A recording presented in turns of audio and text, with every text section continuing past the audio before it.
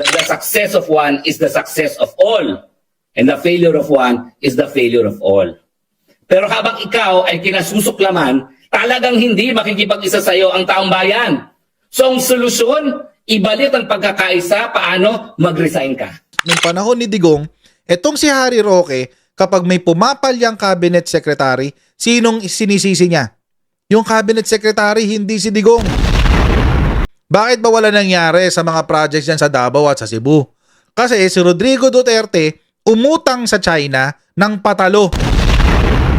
Imagine, uutang ka, tapos parang ilang percent yung interest doon sa utang, parang 15 or 20% yata. Alimutan ko lang, babalikan ko i-record. Basta malaki yung balik, malaki yung interest. Gusto tayong i-debt trap ng China.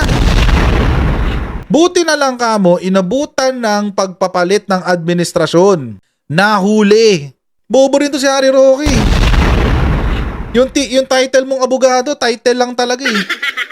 Kasalanan nyo yan. Kasalanan ng administrasyon nyo yan. Kalokohan nyo yan. Tapos ngayon, ipapasa nyo ngayon sa Marcos administration.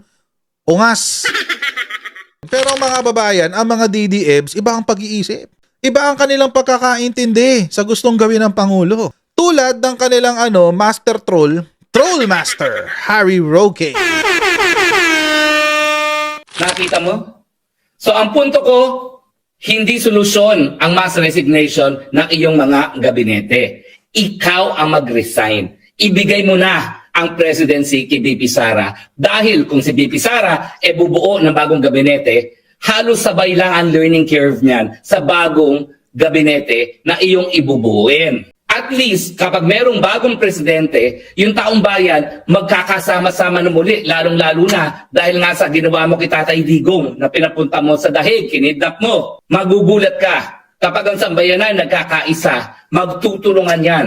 Itataas talaga ang antas ng kabuhayan dahil alam nila that the success of one is the success of all, and the failure of one is the failure of all. Pero habang ikaw ay kinasusuklaman, talagang hindi makikipag-isa sa iyo ang taong bayan. So ang solusyon, ibalik ang pagkakaisa, paano? Mag-resign ka. Ibigay mo na kay Inday Sara. Makikita mo, bubulusong ang Pilipinas. Talaga magkakaroon ng tunay na pagbabago. Baliwala yan. Alam mo, PR lang yan ginagawa mo, Marcos Jr. PR lang yan na, sige, palitan natin ang mga gabinete dahil palpak silang lahat. Una-una, sino ba namili niyan? Ikaw? Doon pa lang, sinabi ko na, malamang sa malamang sasabihin ng mga DDFs dito, ikaw ang pumili dyan sa gabinete mo. So, ikaw ang may kasalanan. Yun. Pero alam nyo mga kababayan, ibalik natin nung panahon ni Digong, nung panahon ni Digong, etong si Harry Roque, kapag may pumapalyang cabinet secretary, sinong sinisisi niya? Yung cabinet secretary, hindi si Digong. Ano sabihin? Hindi mahusay si Rodrigo Duterte. Napakahusay ni Rodrigo Duterte. Ang pumalpak, si Secretary ganito, si Secretary ganyan, si Secretary ganito. Nung panahon nila. Tapos ngayon, gusto nila isisi lahat kay PBBM. Tapos meron pang katangahan sinabi dito si Harry Roque. Alam mo sabi ni Harry Roque?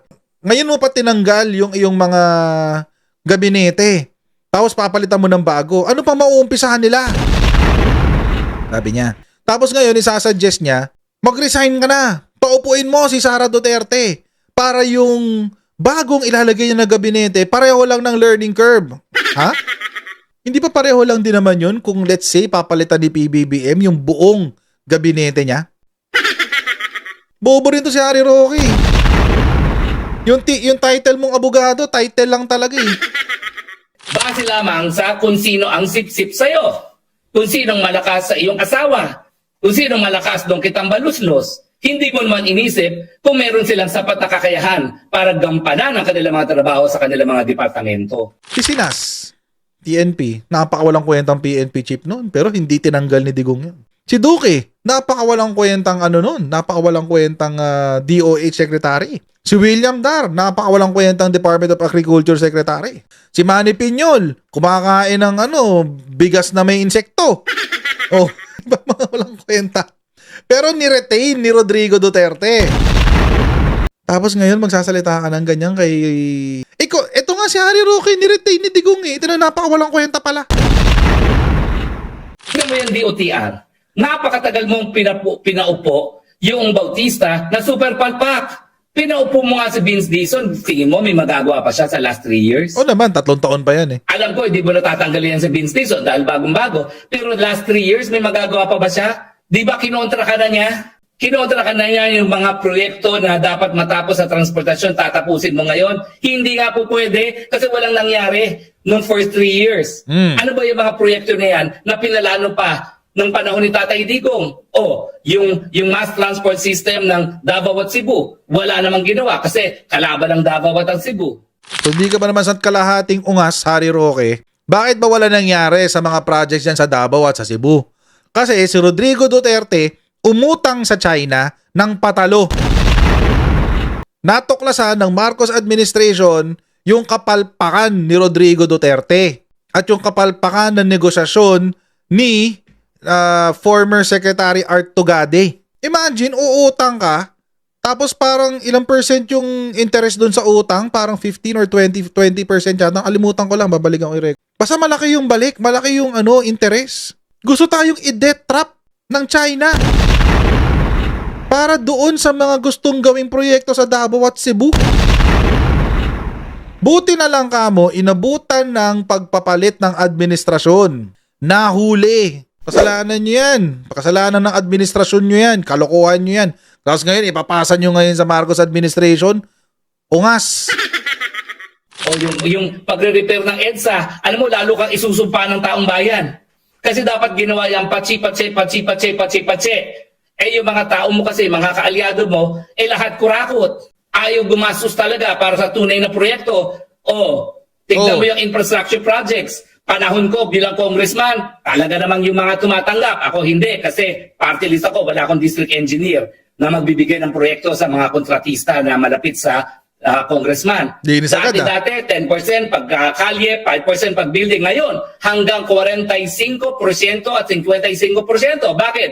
Dahil katambaluslos et al. Nung panahon daw na siya ay miyembro ng Kamara de Representante, meron na raw korupsyon 5 to 10% lang. Pero ngayon 45% na. Bakit? Dahil daw kay tambaluslos.